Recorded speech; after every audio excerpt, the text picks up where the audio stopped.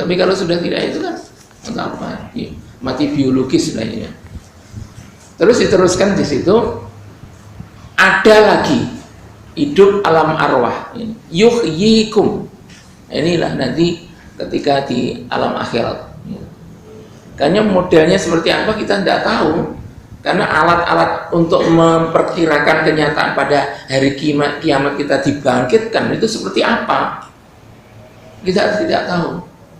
Sebabnya apa? Begini, katanya nanti hari akhirat itu ini hancur lebur ini semua alam semesta. Coba bayangkan ya, bayangan kita kalau bumi itu hancur lebur, berarti kuburan kita di mana? Ya. Kan sudah nggak kelihatan. Kalau ini tidak hancur misalnya, tidak, idza zulzilatil ardu zilzalaha wa akhrajatil ardu asqalaha, itu tidak terjadi dan semua tabrakan maut semua itu mungkin kalau dikubur di Taman Makam Pahlawan itu mungkin bangun di kan tahlahan kan gitu. Nah, tapi kalau ini sudah hancur semua, kan teorinya hari kiamat itu hancur lebur. Lalu di mana bangkitnya? Makanya mengenai pembangkitan itu wallahu alam, itu eskatologi, soal urusan Allah lah. Yang penting konsepnya ialah kita bangun lagi. Ini namanya akhya, ada. Lalu terakhir kembali ke hadirat Allah Subhanahu wa taala. Nah, kalau ini yang menjadi dasar dari pikiran kita, misalnya di dalam surah Al-Baqarah ayat 28 itu, ini katakan ya. Ini apa? Ini berarti ada itu apa? Ada itu wujud konkret ini, atau ada itu adalah mula asal alam arwah itu?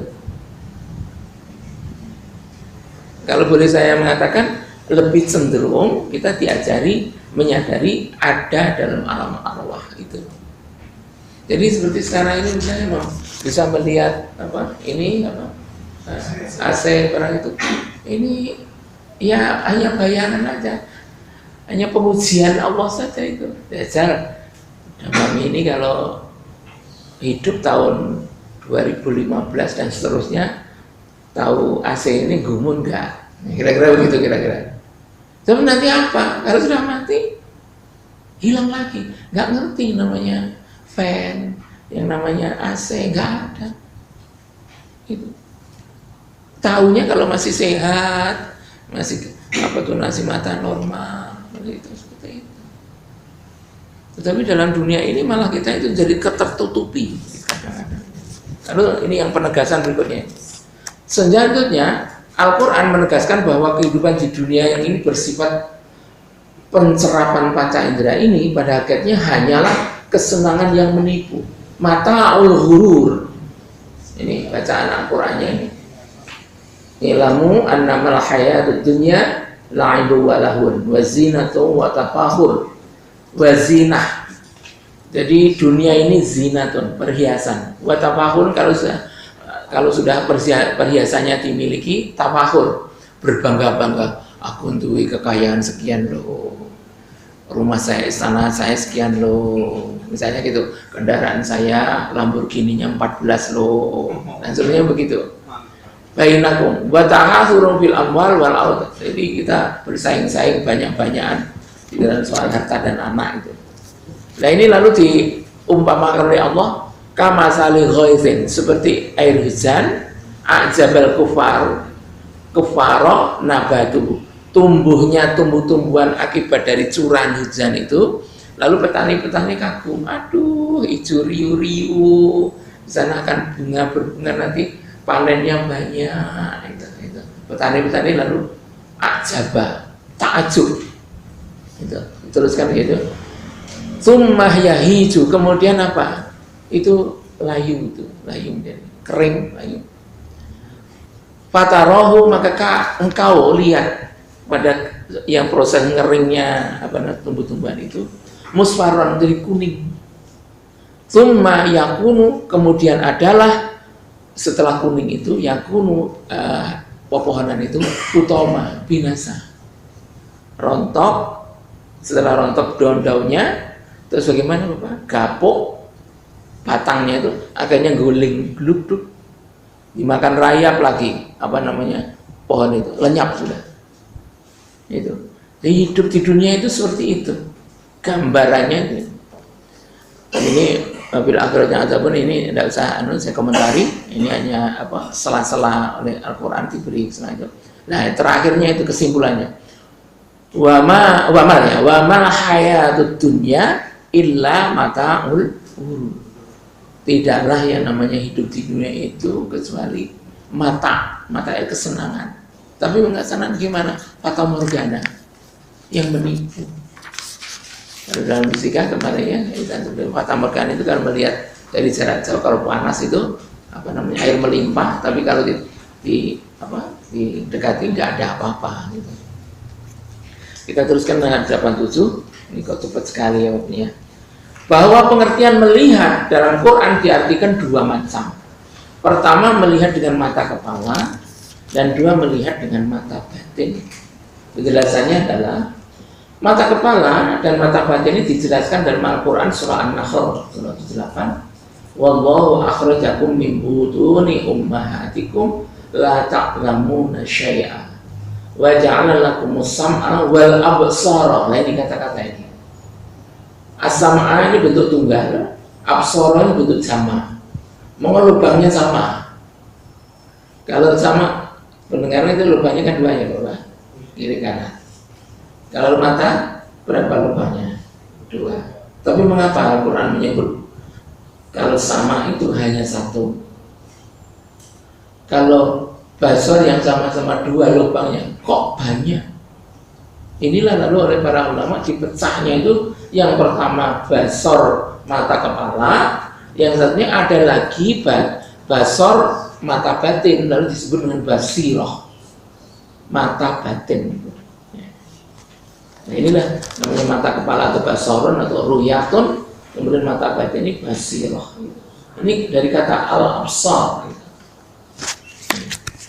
Mata kepala hanya dapat dipakai, ini diterusnya pada alinea berikut ini, fakta-fakta indrawi.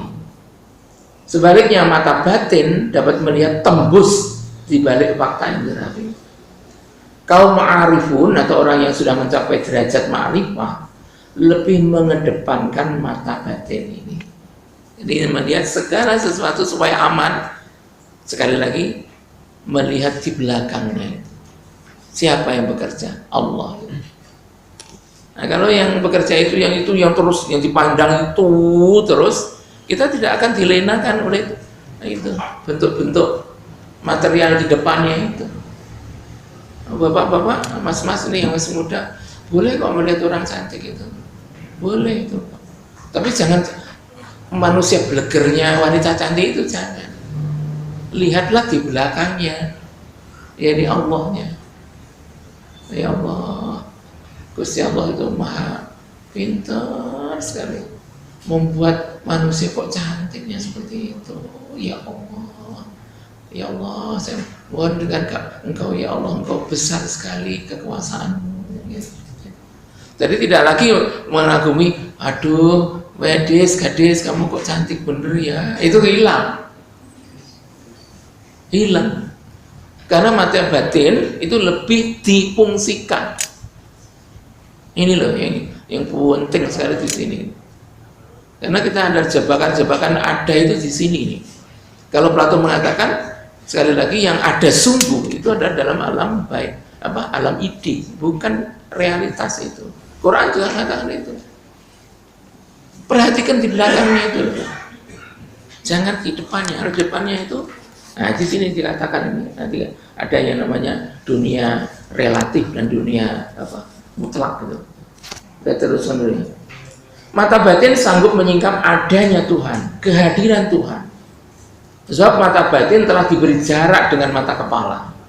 Jadi tadi ini mata kepala jangan dilekatkan begini, kalah nih mata batin itu. Tapi kalau ditarik, direnggangkan begitu, ini mulai menang, ini mulai kalah.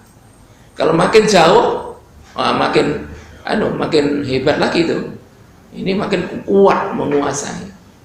Ini makin tidak ada dayanya sama sekali. Makin jauh jarak antara mata batin dan mata kepala, maka makin bertambah kemampuan untuk melihat kehadiran Tuhan. Sebaliknya, makin tidak berjarak antara mata batin dengan mata kepala, maka makin kabur penglihatan mata batin terhadap adanya Tuhan Allah SWT. Nah, ini kira-kira seperti itu. Terus nomor 2 sekarang, hijab. Fungsi mata kepala akan menjadi terganggu kalau lensa mata dan retina, penangkap rangsangan sinar dan bentuk-bentuk yang dipenuhi syarat, tidak dapat bekerja sebagaimana mestinya bisa. Kan mata kita itu sempurna kalau lensanya itu bening, tidak ada katarak, gitu, tidak ada kelamutan itu. Terus di belakang ini kan menerima sinar, ini namanya retina. Ada orang itu lensanya normal, tapi non-sewu tunanetra, karena retinanya rusak. Yang rusak di belakang. Ini penuh saraf ini. Kalau di depan saja katarak bisa, sekarang ada apa namanya Bapak? Ada itu dioperasi itu loh. Dioperasi dengan komputer itu, dengan alat komputer di rumah sakit itulah itu ada itu. Sekarang alatnya ada di situ. Itu kalau dikelentek gitu, dibeningkan itu. Begitu seperempat jam buka biar alhamdulillah jelas lagi gitu. Itu kalau hanya lensanya. Nah, tapi kalau rusak retinanya di belakang, nah sudah sulit sekali. Demikian juga mata batin dapat terganggu fungsinya. Ini yang penting ini. Kalau tertutupi oleh kabut keinginan berupa 4 itu, yang biasanya, yang sangat mengganggu. Kalau dalam bahasa kita yang menyebabkan lensa mata di depan jadi kabur, retina jadi tidak berfungsi. Nah, kabut pemilihan. Kalau kabut pemilihan itu kuat pada diri manusia, apa yang menjadi tampilannya? Takut berkurang, takut kehilangan, takut berpisah.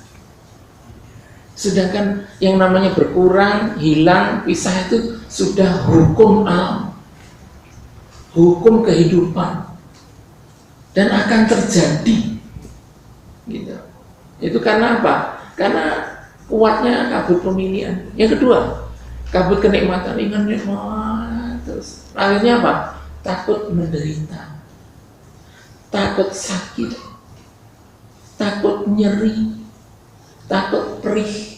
Ya, gitu. Coba ini, monggo nanti apa betul ya?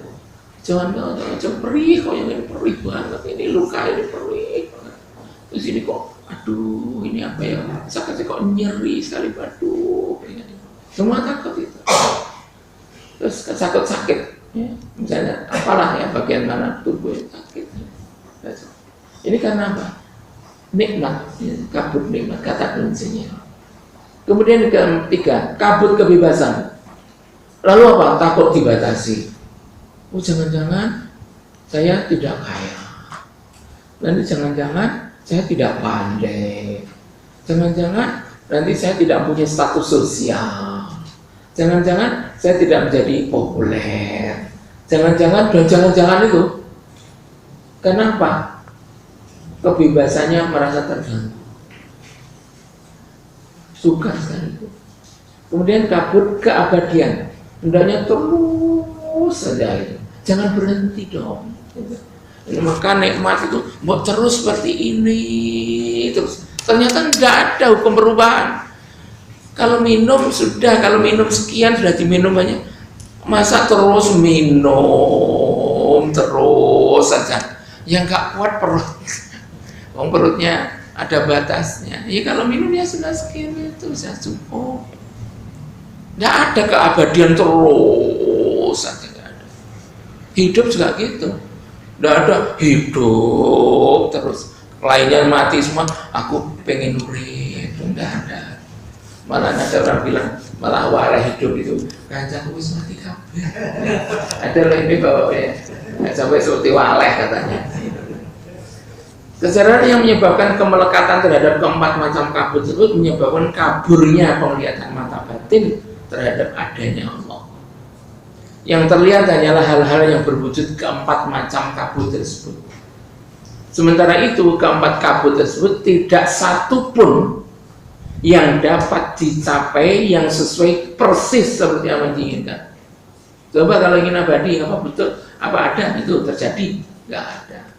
Apa ada orang itu bebas? Ternyata nggak ada. Orang ini terbatas. Apa ada terus nikmat? Ternyata enggak juga. Kadang menderita, kadang ya senang, kadang sedih. Apa terus memilihannya tidak berkurang?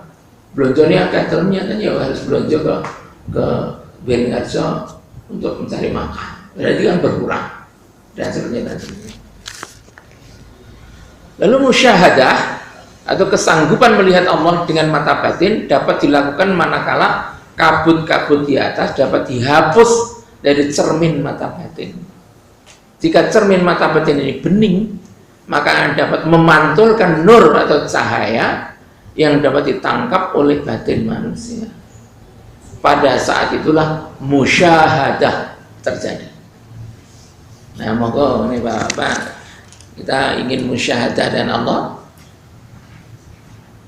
tekniknya ada, urutannya praktis. Turunkan keinginan 4 itu, keinginan memiliki, keinginan menikmati, keinginan ingin bebas, keinginan ingin abadi. Turunkan.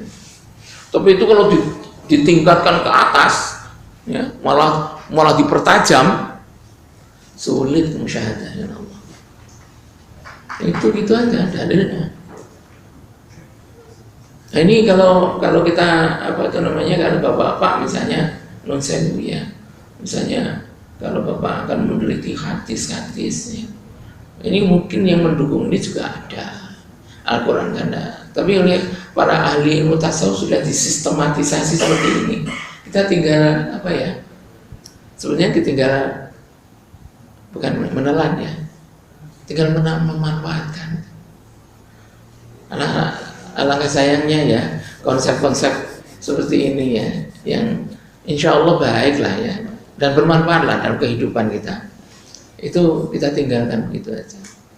Hanya saja kalau kita itu jangan terlalu kenemenen gitu loh. Kalau israf ya, keterlaluan misalnya meninggalkan kabut-kabut ini secara total misalnya, nah itu yang tidak benar.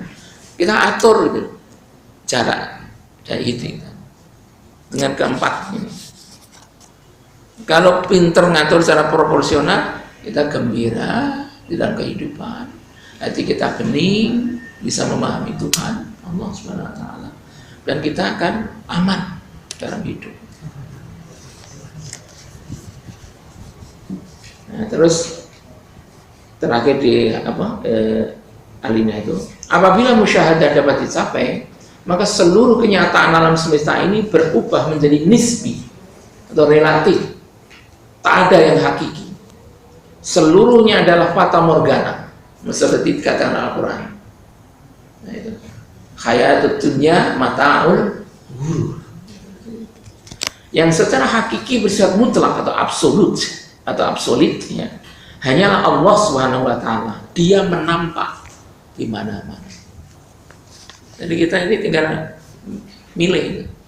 Kita ingin melihat yang absolut atau yang nisbi. Kalau ingin yang absolut, bacalah di belakang kenyataan. Allah ada di situ. Dengan karena bagaimana supaya bisa kurangi kabut-kabut ini? Musyahadah. Tapi kalau ingin kita itu hanya melihat kenyataan yang relatif, yang nisbi, ya sudah ini. Yang di depan itu ini make, ya make ini. Kalau melihat teh yang ada dalam gelas, ya teh dalam gelas itu. Ini nisbi, tidak mutlak ini.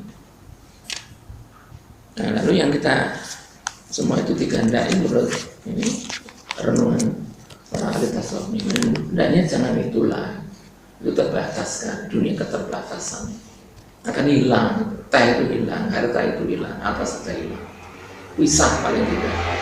Makanya Al-Ghazali bilang, cintailah yang kamu cintai, boleh silakan, ada kebebasan, tapi ingat, kamu pasti berpisah dengan dia. Engkau mencintai. Nah, itu kan kata-kata cantik ya, tetapi kadang-kadang pengamalannya juga agak rumit juga. Tapi kalau dipahami dengan rada mendalam sedikit, ya bisa kemungkinan kok. Itu dengan cara begini ini, musyahadat. Nah sekarang tidak lanjut di dalam praktek hidup sehari-hari. Ada dua ini, kalau boleh kami usulkan. Pertama, dalam menjalani hidup harus menyadari hukum proses. Hukum proses itu apa? Yaitu mungkin tambah untung bertemu, ya, tambah untung bertemu. Ini kan seneng kita ya. Tambah untung bertemu, kan seneng. Ini mas-mas yang masih jomblo ketemu calonnya, seneng nggak mas? Seneng ya, oke.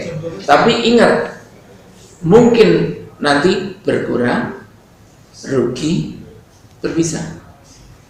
Jangan sedih. Oh itu hukumnya seperti itu kok. Gitu. Kemudian ini lagi titik koma. Mungkin senang dan sehat. Siapa tidak suka? Hatinya senang, badannya sehat. Harus dikaitkan itu. Mungkin nanti akan terjadi menderita atau sakit.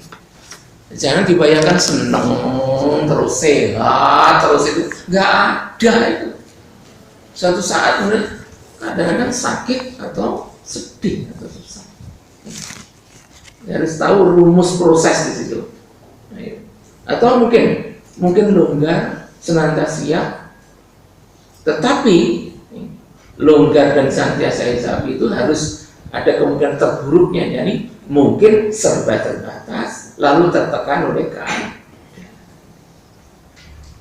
Contoh lain, mungkin merasa hati tanpa beban akan terhenti. Oh enggak kok, jadi saya sugih terus kok, insya Allah sudah saya toh. Tetapi ingat, ternyata tidak harus terhenti. Siapa tahu ekonomi hancur sekarang seperti sekarang, tabungan banyak, kursinya misalnya wah ini $1 sekian ini, tahu-tahu dalam perang bank internasional, bagaimana Bapak? Kurs dolar naik, rupiah kita terpuruk. Siapa tahu? Nah kita sudah siap itu, karena hukum prosesnya sudah kita pahami, sehingga kalau kejadian yang terburuk kita sudah siap.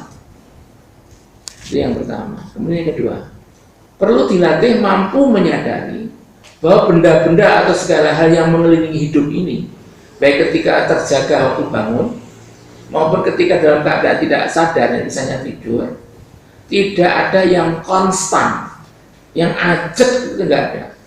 Semuanya akan berubah dalam perjalanan waktu. Jadi harus siap itu. Hidup itu kan berubah. Terus ada perubahan-perubahan, jadi naik turun, pasang surut, kurang tambah, misalnya sedih, gembira, apalagi bahwa misalnya berpisah, ketemu, itu kan itu. Karena itu tidak ada manfaatnya memiliki keinginan untuk menyetopnya. Kalau kita berkeinginan menyetopnya, kita menderita. Biar saja hukum proses itu berjalan yang mestinya, dan kita lihat saja petanya itu, sudah tahu kita, ya sudah dilakoni aja. Semua kejadian terus berubah itu perlu ditanggapi dengan sikap batin yang positif agar hati merasa batin. Jadi kalau sikap kita positif, ya, umumnya akhirnya ya, tasyakur, bersyukur. Kemarin saya sedikit contoh, 1 menit. Ada seorang putri, istri, itu dilapori suaminya. Nah ini putri ini memang putri berhati mulia. Dan suaminya itu akhirnya apa? Walaupun kondisinya itu begitu rupa, akhirnya menjadi orang yang kuat dalam berjuang. Bu, hari ini kebetulan pendapatan saya hanya 10.000, Bu. Yang putri itu jawabannya gimana? Berapa Bapak? 10.000. Alhamdulillah, gak apa-apa. Nanti insya Allah saya masih bisa nyeplok ke telur Bapak. Kan kalau 10.000 kan ceplokan telur itu berapa harganya? 5.000 ya. Kan bisa nyeplokkan itu. Satu saat lagi tinggal 5.000. Saya hari ini hanya 5.000. Enggak apa-apa. Kalau kemarin nyeplok telur, sekarang saya belikan tahu. Suaminya mendengar suara itu terenyuh. Masya Allah, perempuan ini ya, kok ada ya, kok ngelong-ngelong di saya. Nah sebaliknya ada itu pengusaha, Bu, bulan ini kita untung 2 miliar. Bapak ini jadi pengusaha apa? Mestinya Bapak sebagai pengusaha besar ini bulan ini 10 miliar Pak. Kalau 2 miliar itu tidak ada artinya itu Bapak. Wah ini akhirnya apa? Si pengusaha ini karena kerontor-rontor sakit digitukan. Uang untung 2 miliar kok mung 2 miliar gitu. Malah ngomong nih 10 miliar. Yang satunya bersyukur, yang satunya tidak bersyukur. Nah ini makanya kalau kita itu menghadapi fenomena begitu itu kalau positif thinking, ayo wis memang bojoku ya memang sifatnya kayak ngomong sekarang mungkin ngomong apa ya ngomong sudah kita tetap gembira gitu loh maksud saya itu gitu. Sono maaf ini agak kasar wes teng celomet ora kalem ora apa-apa ning aku serah wis aku ora nganggep lah gitu begitu silakan lah itu ngunduhi wong pae wong pakarti kowe lek ngono-ngono kuwi ora disenengi wong ngomong ini nek kowe ngomong sing apik kamu bicara yang bagus kamu hargai nah gitu. Jadi inilah yang nomor 2 itu seperti itu maksud saya. Baiklah sekian, terima kasih. Ini sudah jam 9, Masya Allah jam 9 tepat ya. Terima kasih atas perhatiannya. Tapi mungkin kalau ada pertanyaan 1, 2 orang yang tidak apa-apa kan masih ada waktu. Assalamualaikum warahmatullahi wabarakatuh. Waalaikumsalam warahmatullahi wabarakatuh. Monggo Bapak-bapak yang ingin bertanya, ya dari depan dulu terus silakan. Iya, catatnya.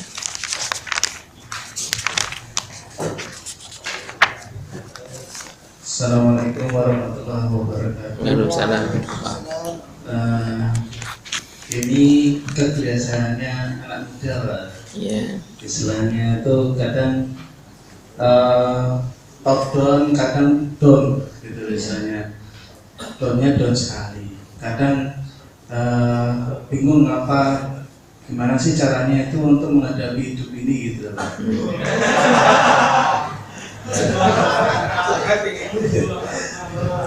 Nah saya semacam itu. Ya. Kadang kok udah doa sudah getol banget, ternyata kok diterima ya istilahnya bahasanya anak muda itu kok ini ya misalnya itu bagaimana sih Pak kita itu mensikapi apa yang sudah diberikan kepada dari Allah itu untuk kita. Kadang kita itu ya itu tadi agak galau gitu Pak. Apalagi anak muda gitu Pak. Terima kasih. Assalamualaikum warahmatullahi wabarakatuh. Nama saya Askirul. Terima kasih semua. Dari Warung Boto. Ya.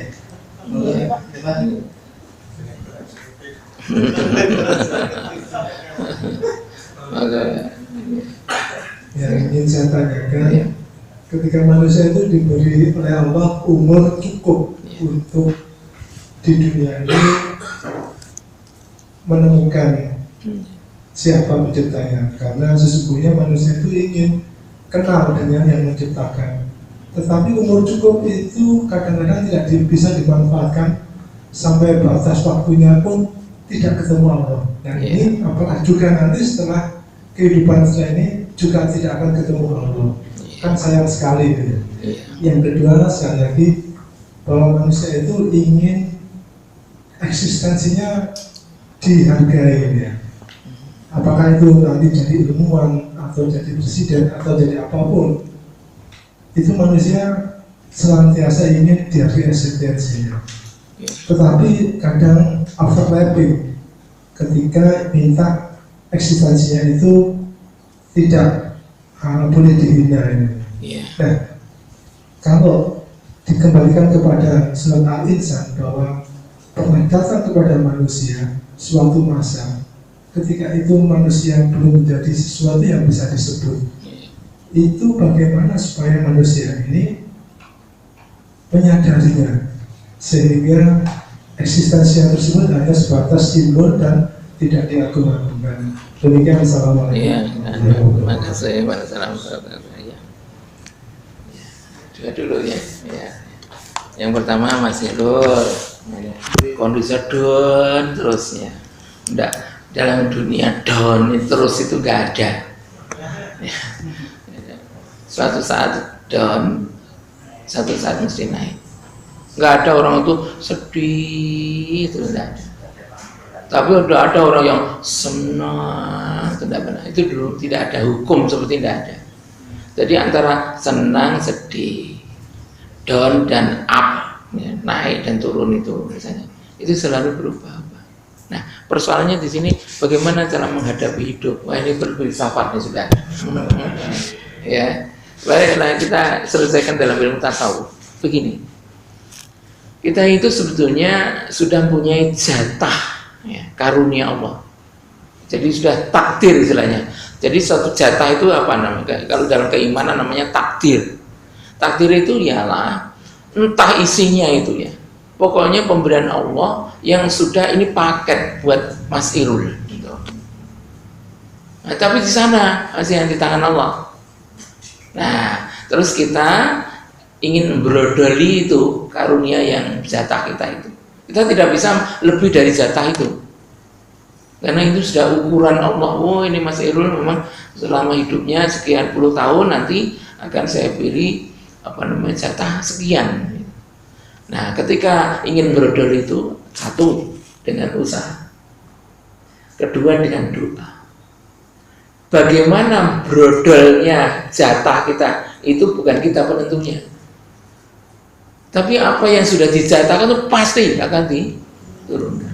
Itu kalau menurut orang tasawuf, untuk supaya berpikir positif di situ. Makanya apa? Manusia itu harus penuh harapan. Jangan sampai miskin harapan. Fa idza faragta fansab wa ila rabbika farghab.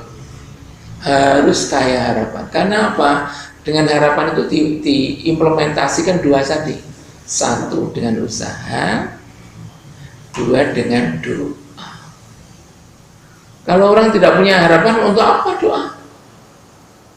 Doa itu kan minta. Nah, itu situ ada unsur harapan, usaha.